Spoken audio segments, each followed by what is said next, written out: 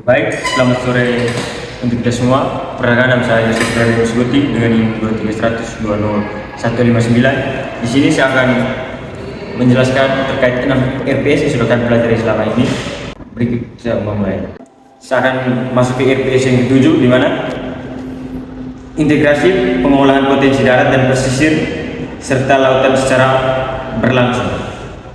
Teori integrasi ekosistem darat pesisir laut merupakan pengolahan potensi darat, pesisir, dan lautan secara berkelanjutan memerlukan pendekatan ekosistem yang holistik. Berikut merupakan prinsip-prinsip utama integrasi. Yang pertama ada kebutuhan ekosistem. Kebutuhan ekosistem merupakan aktivitas di darat seperti pertanian, kehutanan, mempengaruhi kualitas lingkungan pesisir dan lautan melalui aliran sungai yang disedimentasi. Yang kedua ada pengolahan multisektor. Merupakan kita menyatukan kepentingan berbagai sektor seperti perikanan, pariwisata, agribisnis untuk menghindari konflik sumber daya. Yang keempat ada partisipasi masyarakat. Di sini merupakan pelibatan komunitas lokal sebagai aktor penting untuk memastikan keberlanjutan pengolahan yang ada di sekitar masyarakat. Selanjutnya yang RPS ke-8, peluang bisnis pertanian lahan kering, pariwisata, dan sumber daya perairan. Ini merupakan sumber ekonomi lokal, di mana daerah dengan kondisi lahan kering merupakan sangat penting, yaitu seperti pertanian. Sumber daya perairan yang kaya bisa membantu masyarakat sekitar, serta ada potensi pariwisata. Kita harus mengembangkan terus potensi pariwisata ini untuk bisa dimanfaatkan oleh warga sekitar. Berikut merupakan beberapa pengembangannya. Yang pertama ada agribisnis lahan kering, merupakan pemanfaatan teknologi pertanian modern seperti irigasi tetes dan pemilihan tanaman tanah kering, serta meningkatkan produktivitas dan daya saing produk. Yang kedua ada ekowisata, di mana ekowisata ini kita menghubungkan sektor pertanian dan sumber daya perairan dengan pariwisata melalui agrowisata dan wisata perairan. Yang ketiga ada nilai tambah produk lokal. Ini merupakan pengolahan hasil pertanian dan perikanan untuk meningkatkan nilai tambah seperti pengemasan produk lokal untuk meningkatkan pasar internasional supaya kita bisa mendapatkan keuntungan.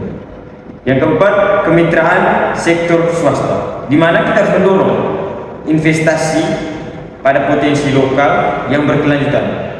Selanjutnya kita masuk ke RPS yang ke-9, pariwisata Selayang Pandang. Pariwisata Selayang Pandang ini merupakan industri pariwisata sektor ekonomi berbasis jasa yang memanfaatkan daya tarik destinasi untuk mendatangkan wisatawan. Komponen utama teori ini mencakup atraksi. Atraksi di sini dimaksud dengan keunikan budaya, keindahan alam, dan pengalaman lokal sebagai daya tarik utama. Yang kedua, aksesibilitas atau pembangunan infrastruktur, transportasi, dan komunikasi untuk mendukung perjalanan wisatawan agar dipermudah sampai ke tempat tujuan. Yang ketiga, akomodasi, itu seperti penyediaan fasilitas hotel, homestay, dan restoran yang sesuai dengan kebutuhan wisatawan. Yang keempat, pemberdayaan lokal, di mana kita harus mengintegrasikan komunitas lokal dalam pengembangan produk dan pelayanan wisata. Kita masuk ke RPS 10, di mana siapakah wisatawan itu? Wisatawan itu adalah kelompok atau individu yang melakukan perjalanan ke tempat di luar lingkungan sehari-hari untuk tujuan rekreasi, bisnis, atau budaya. Tipe-tipe wisatawan, yang pertama ada wisatawan massal. Wisatawan massal ini adalah datangnya sejumlah orang besar yang didestinasikan populer. Yang kedua, wisatawan individual, di mana kita menjelajahi tempat-tempat unik dengan pengalaman personal atau perseorangan. Yang ketiga, wisatawan minat khusus. Wisatawan minat khusus ini berfokus pada aktivitas tertentu seperti menyelam atau trekking. Yang keempat, wisatawan budaya, merupakan destinasi yang harus kita pelajari baik di tradisi, seni, dan sejarah-sejarah wisata setempat. Kita masuk ke RPS yang ke-11, produk pariwisata di NTT. Teori pengembangan produk pariwisata regional ini memiliki potensi pariwisata berbasis budaya, alam, dan laut. Produk utama meliputi atraksi alam seperti Pulau Komodo, Danau Kilautu, Bolo-Bobo, dan pantai-pantai eksotis yang ada di NTT. Yang kedua, budaya dan tradisi. Ritual adat, musik tradisional, dan kain tenun ikat. Yang ketiga, wisata bahari, aktivitas menyelam, snorkeling, dan eksplorasi pulau-pulau kecil. Yang keempat, ada wisata berbasis komunitas atau pengalaman seorang yang tinggal di desa atau adat untuk mengenal kehidupan masyarakat lokal lebih mendalam. Oke, baik, kita masuk ke RPS 12 di mana kita harus mempromosikan pariwisata yang ada di NTT.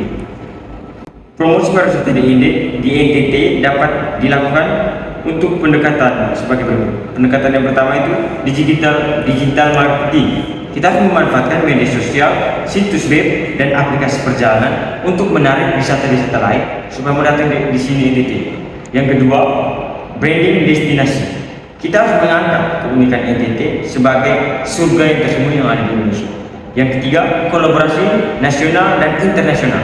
Kita harus menjalin kerjasama dengan agen perjalanan, maskapai, dan komunitas internasional supaya bisa lebih tahu bahwa di NTT ada pariwisata yang bagus. Yang keempat, event pariwisata merupakan kita harus mengadakan festival budaya atau olahraga untuk menarik kunjungan para wisatawan. Yang kelima, edukasi wisatawan. Kita harus memberikan informasi tentang keberlanjutan dan cara menghargai budaya lokal.